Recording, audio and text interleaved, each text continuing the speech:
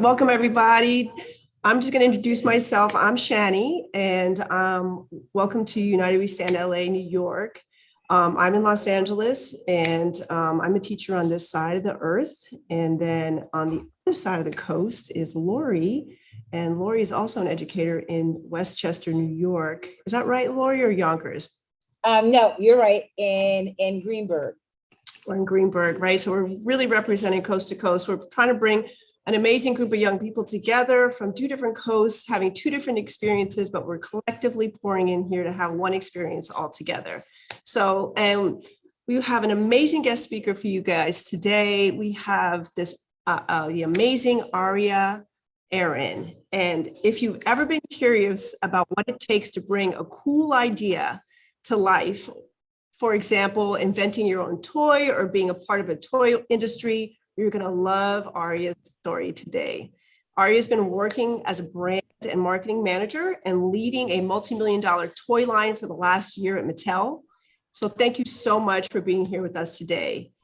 We hear about your path, Aria, and what brought you to the toy industry. And just share a little bit about where you are right now. And did you always know that this is what the career you wanted to get into? Yeah. Well, hello, everyone. Like that. Fun fact is I'm actually at a photo shoot for for my job. So that has kind of been an interesting day trying to figure out where I would take this meeting from, which has been great. But yeah, so the question was kind of like how I got to this journey. Did I always want to do what I'm doing, or did I always think I was going to do what I'm doing?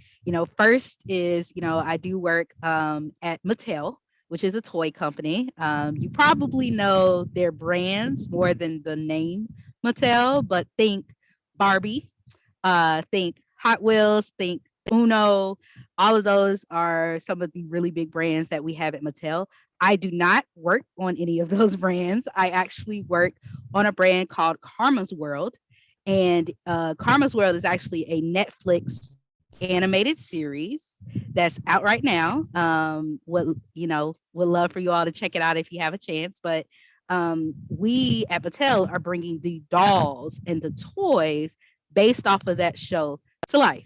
So I'm here on a photo shoot because, if you think about going on Amazon and you want to purchase the product, how they have like those pictures on the page with like girls posing with the dolls and stuff like that. That's the photo shoot that I'm at right now, which has been super cool to work with kids, allow them to see the toy and they're having fun, playing with the toys while we take their pictures, which is a great thing.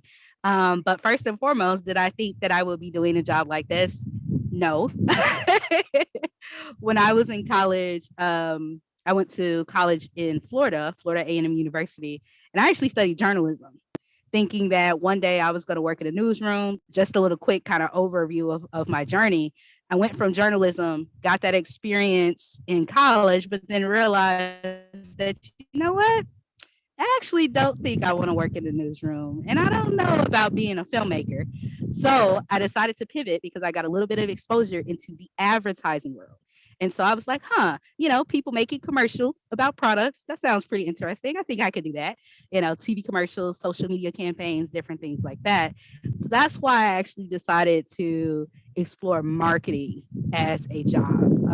And I went to school at Wake Forest University after that. That allowed me to just be able to pivot into business, essentially.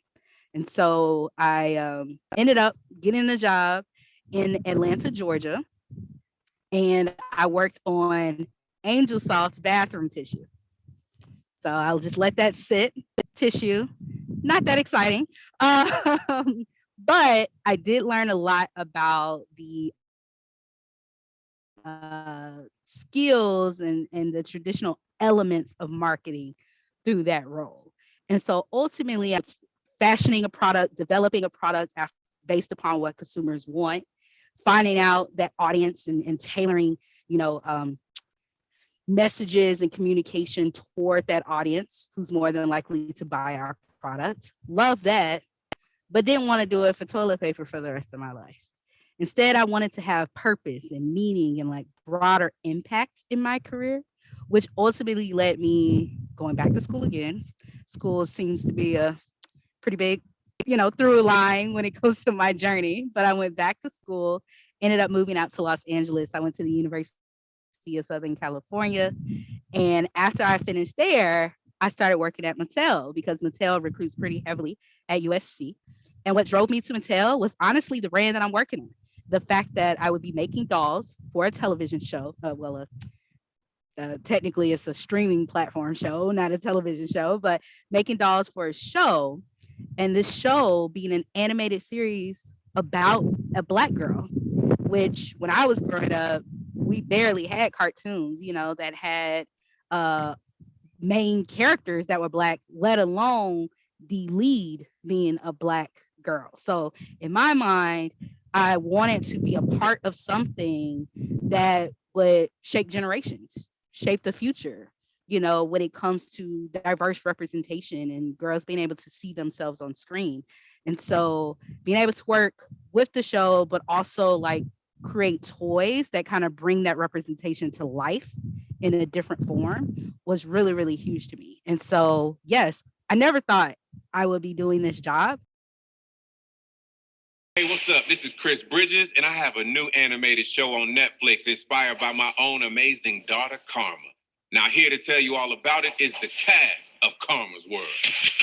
Drop a beat, have a seat. Let me tell you about this girl, little queen. Big dreams, step inside Karma's World. Nice. Every day she's learning, imagination churning. Positivity, passion, ask questions, that's burning. 10 years old and already she's a rapper. Okay. 10 years old and starting up a new chapter. Finding her identity, searching for answers endlessly, building up her skills and confidence, especially. Come on. She knows who she is, smart, young, and Black. Nothing in this world can ever hold her back. Ooh. Her family adores her, her friends never bore her. Also, did I mention she's a natural performer? Wait for Karma, she's a girl on a mission. Putting good in the world is her life's ambition. Because every day is a chance to make things better. Everyone has a voice when we work together. Know your worth, get inspired, and don't forget to have fun. Karma's World is a trip, and it's only begun. Karma's World is coming to Netflix October 15th. Trust me, you won't want to miss it. But as far as like what kind of drove me, I think my dad was he was hard on me. But I appreciated his push because what he taught me about drive and ambition was that it's not necessarily, it's for you, right? Like you want to do well. It's expected that you do well. In his household, it was expected that we did well and different things like that. But it was more about impacting the world and not in our community, whether it was my neighborhood, whether it was representing the larger cultural community, the Black community, representing my family and my household. Like it was expected that I did well because I reflected upon others. And so I think a lot of times that drove like my ambition, my confidence in wanting to do really well. But as far as like my passion, I think that for me, when I think back in high school, like I kind of mentioned that I wanted to be a filmmaker at one point. And what drove me there was still that kind of like desire to have certain stories told, because I felt like the landscape, media, Hollywood at the time wasn't telling these stories. I think we have gone a long way since I've been in high school. Do I think it's enough? No. And honestly and truly, that passion about diverse representation is still very much a part of my career, right? Like, so now I'm not a filmmaker, but I am promoting a show, working on a show that is about diverse representation. So it's interesting how your passion, or like how you, execute on your passion can change in life. Going from writing stories, and now I no longer want to be a filmmaker, but that passion about representation, about stories being told, about diversity and inclusion is still very much a thorough line throughout my journey. And now it's manifesting itself in a very different way by making a toy that furthers, you know, representation in its own way, in its own right. And honestly and truly, I think what I've learned about passion, purpose, and drive is that, you know, it looks different at different stages of your life, but you still have that kind of basis. You know what I mean? Like, I it looks and manifests itself differently in various seasons. And it's okay to kind of change the way that you want to go about exploring and executing on your passion and your purpose. You just got to make sure that you're staying true to that passion and that purpose. And just to kind of go back on what Shani said earlier, like, it really does make a difference when you're like working within your passion, as far as like not really feeling like work. Because when I was working for Angel Soft, you know, toilet paper, I got up every day, I did the job, and I did it well. I was not driven by it. You know, it just didn't touch and pull at my heartstrings. It had nothing really to do with representation, other than I was a Black woman in this particular space at this company. And so, you know, I myself was a representative, but I didn't feel like the brand I was working on had impact. And so every day it was like, I don't really want to get up and do this. I don't really want to, you know, wake up today and have to go into work to do this. But working on Karma, even as difficult as it gets, I'm still like, ooh, this is fun. Ooh, I know I'm making a difference. Ooh, I'm having impact. And so it doesn't feel like work, even in the times when it gets hard. So definitely want to echo that sentiment, and just make sure that, you know, at the end of the day, you stay true to your passion and your purpose, however it may look at the different stages of your life. We have high school students in the room right now. And so a lot of times they see us as adults, but they don't realize that we've had a journey with bumps and hills. Right. And, you know, it didn't come easy. And I'm sure for you, if you could just share your high school self and what high school area, you know, looked like, they're kind of like. I think for me, you know, going through high school times and out in life at that time, and I made a lot of decisions that, you know, sometimes weren't the right decisions, because I thought that life needed to look and be one way. I noticed is that I was probably a little too hard on myself as far as the things that I just thought were necessary, had to do, and that the work. I think what I would tell myself at this juncture in my life, you know, my high school self, I would definitely say that you are where you need to be, and give yourself room to grow. As a marketer, we're kind of like, we like to call ourselves the spoke of the wheel. So what we're doing is kind of coordinating that entire process, from working with the designers to kind of let them know, hey, we want dolls in these price points.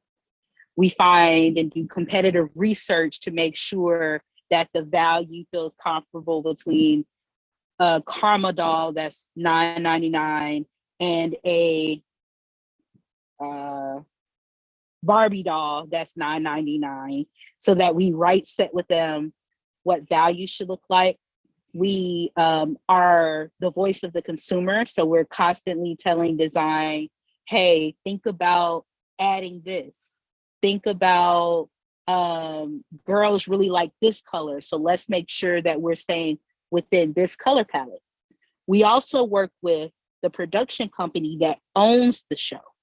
So we have to make sure that we are including them in the process, making sure that they give us approval.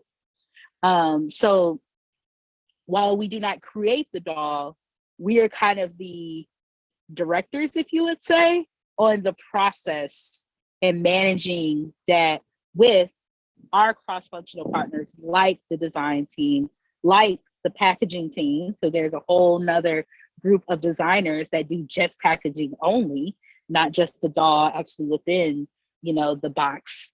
We work with also our sales teams, who are the ones who actually go to a Walmart or a Target to have them decide to buy the doll that they then sell to the consumer. Because the other interesting thing is, like, a lot of people will think about marketing, and you all kind of think of the toy as like Walmart has it and then sells it to you as a consumer. Well, my end is actually, we create it, Walmart buys it from us, and then sell it to you all. So we work with the retailers to get them on board to say, yes, I want to put this on my shelf, so that we can then sell it to consumers.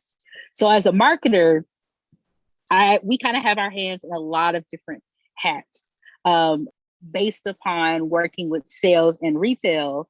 What we anticipate will be sold to retailers is in the multi-millions of dollars. So we're not wrong in saying that.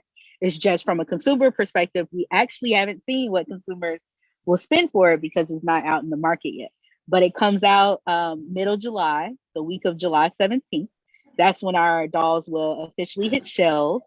And so, like, we're doing all of the work now, preparing for that launch, which is really exciting. And like I said, with the photo shoot, being here so that we can sell and have imagery and visuals up on our e-commerce pages so that people can buy online in addition to buying on store shelves. Well, what's crazy is that the doll development cycle is actually 18 months from the time that we start to ideate on the doll to it actually hitting store shelves. So this process has been going on even before I joined Mattel. We have been working on this doll and now kind of leading up to that launch. And to your point, we have the launch hits in July, but then the really big time for us is going to be that July through December. And in more ways than one, because not just the holiday season, but retailers want to know that a toy is going to hit very quickly. So they'll be judging us in those few months to see how we do. And so it's going to be kind of crunch time, right? We have to perform and do well in those 6 months to stay on shelves. So yeah, a lot of work is going into making sure that those 6 months are successful. Oh, hey. Hi, Aria. Hello. Nadia. I am a full-time student at Cal State University Northridge. I'm also studying marketing. I have a question. Are there different approaches to marketing to kids versus marketing to adults? Oh, for sure. There's a lot of different nuances, from a product development standpoint specifically, right? So I'm kind of more product development. Well, I kind of do both, but more product development side of marketing than like brand campaign marketing, even though given that this is licensor, I kind of work on both. And I'll come back to the licensor piece because I realized I threw that out without an explanation. But there are definitely big differences.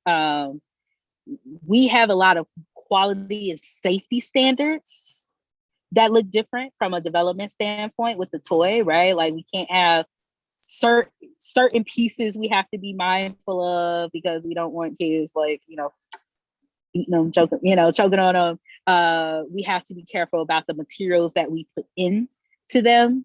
We have to make sure that we age grade, right? So that's when the toy says it's 3+ up or 6+ up, which can vary by toy, right? Because there are certain toys where they're like, yeah, that one's not safe enough for 3, under 6 per se. So we'll have to do 6+. Whereas some of our dolls, it's totally fine if a 3-year-old has it.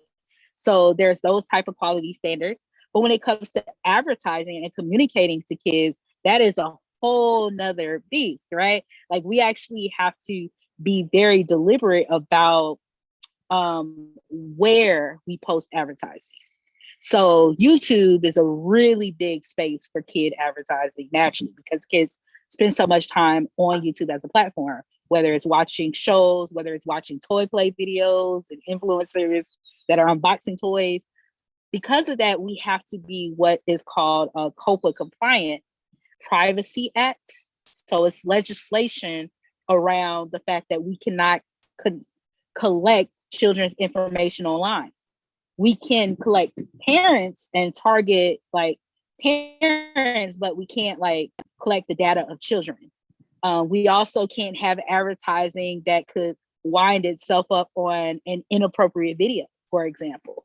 So like there's all of these type of considerations when it comes to children, whether it's from a product development standpoint and whether it's from an advertising space. And honestly, you know, I worked on AngelSoft for like 5 years, so I know that very well.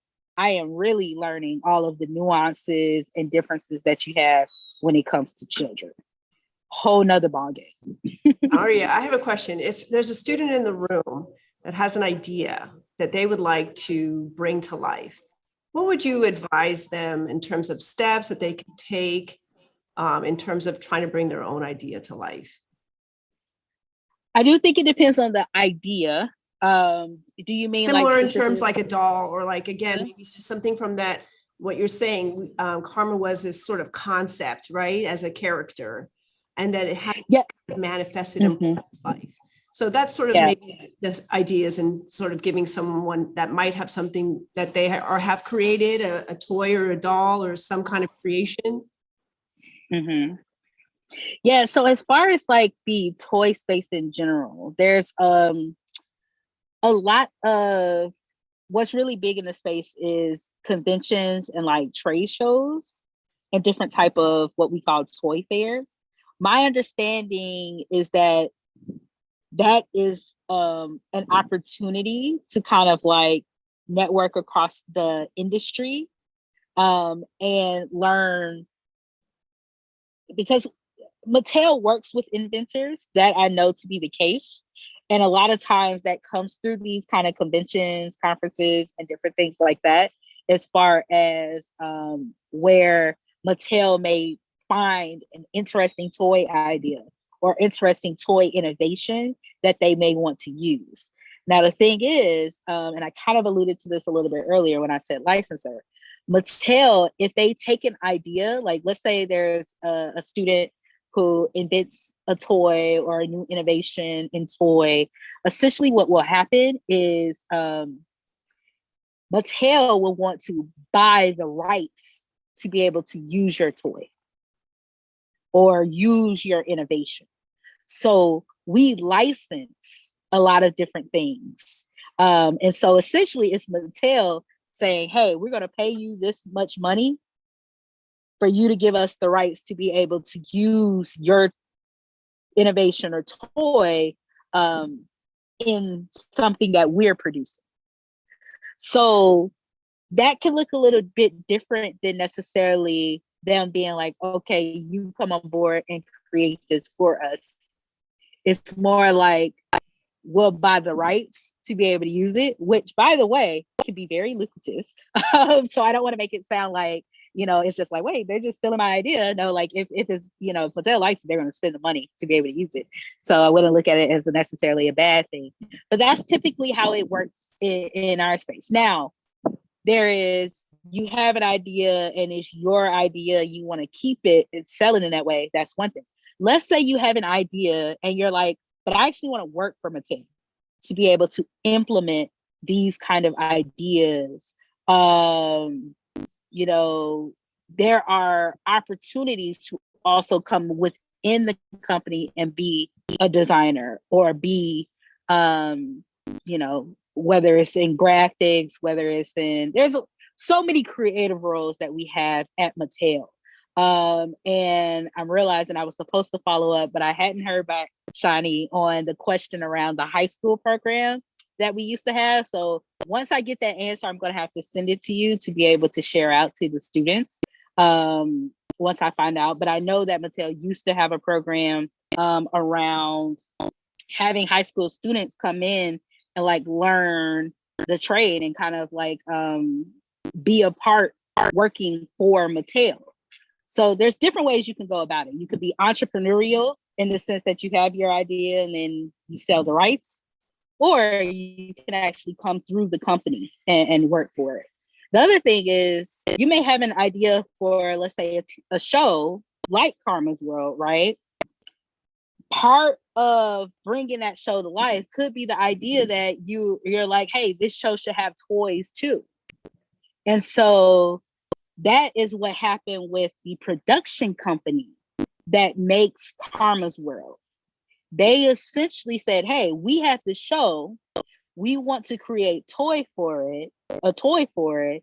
Toy companies come to us and pitch your ability to create the toy. And Mattel won the ability, like we won that pitch in our bid.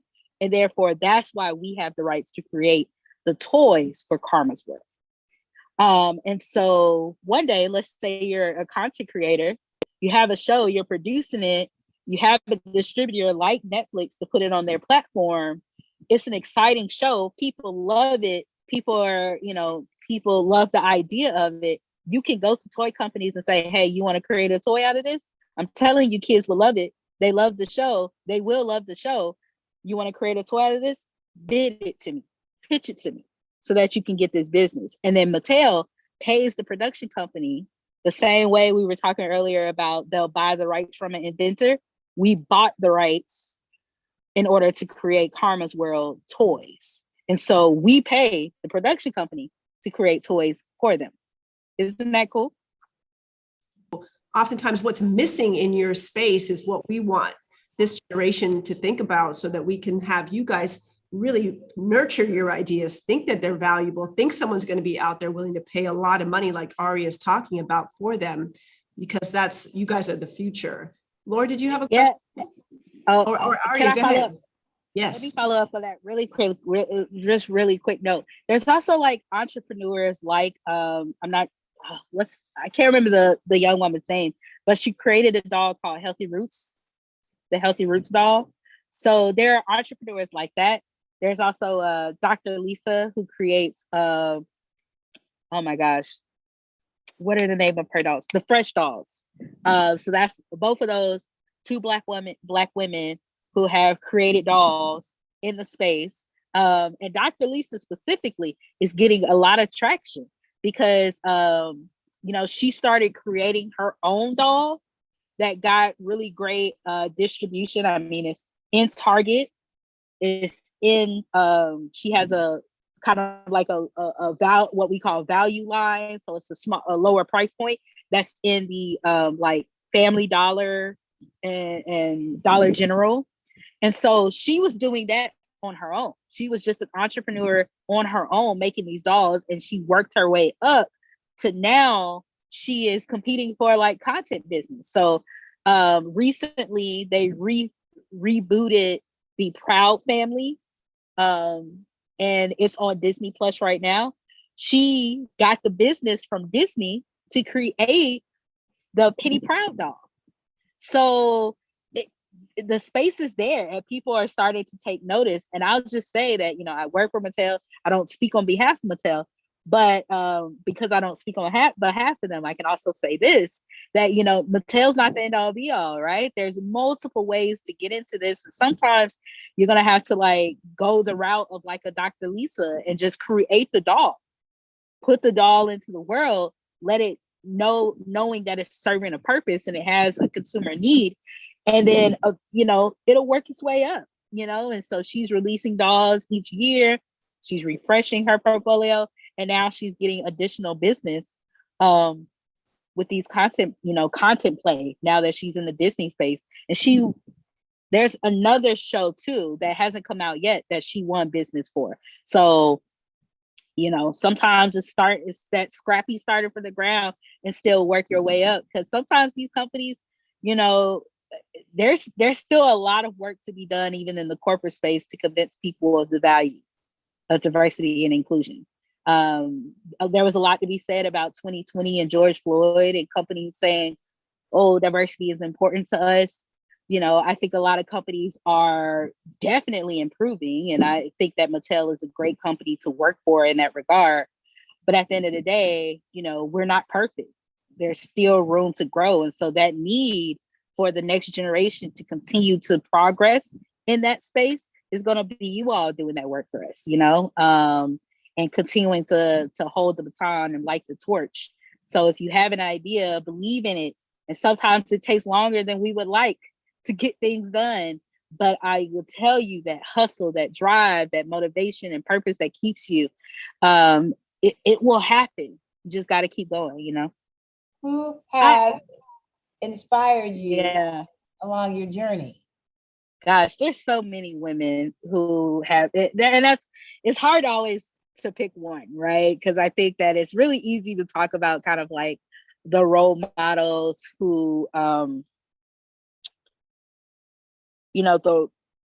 the role models who are big, right? The Oprahs of the world, the Kathy Hugheses of the world, those were my role models coming up because I knew I wanted to work in media. And in my head, those are women who were being, trailblazers in that space executively.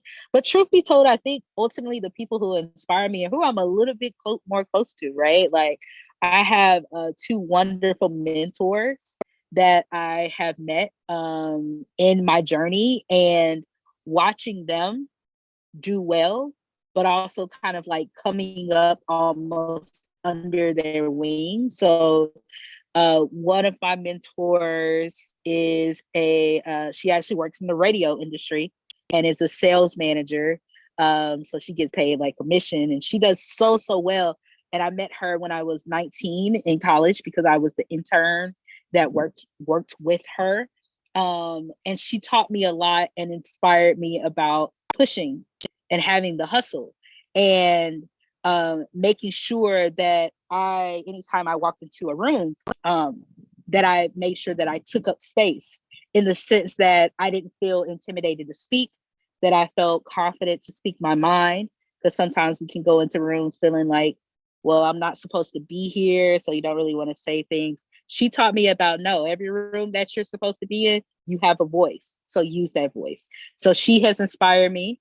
And then the first manager, and then the second person who's really inspired me is actually the first person. She was my manager, taught me a lot about making sure that you're knowledgeable, making sure that you are on top of and you do all of your research anytime that you're thinking through a decision, anytime you're making a presentation. You should know what you're talking about. And I used to love watching her speak and love, her handling business meetings and different things like that. And so I've taken a lot of my own presentation style. I've taken a lot of my own kind of contribution and leadership style from her. And I think that, she's also the one who pushed me to continue to get my education and make sure that I didn't settle when it got very comfortable, I guess you could say, at AngelSoft. She was like, no, you do not want to do this for the rest of your career. Make sure you keep pushing. And so she's a big reason as to why I made the move out to LA. And I really appreciate her for that. So for me, like, those are 2 women who I look at and say, they inspired me, they taught me so much, and they pushed me. And they are honestly very instrumental to where I am now.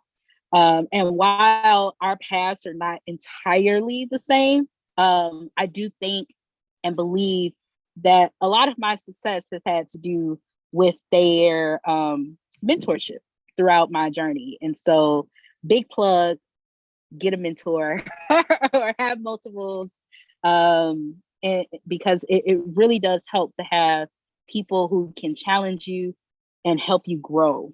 And honestly see the value that you bring, because there are going to be times when you don't see the value in yourself and you need somebody else who will push you into being who you truly are to become.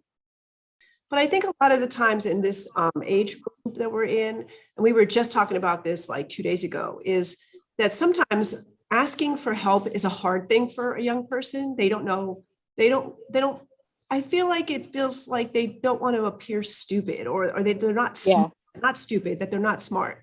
And I think that often asking for help might appear as a weakness. And that's Yes. what I find that with, as we adulted, that asking for help is a strength, asking for mentorship is a strength.